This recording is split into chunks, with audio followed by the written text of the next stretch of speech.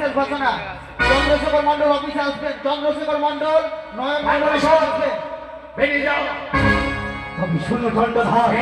ধরে বেঁচে গেলে মারি মারিব ঝাঁটার মারি আগে করো বলে যাও না গেলে কি করবে না গেলে ভেতরে লোহার বস্তা করে শুরু করে এবার চলো বলতে এসো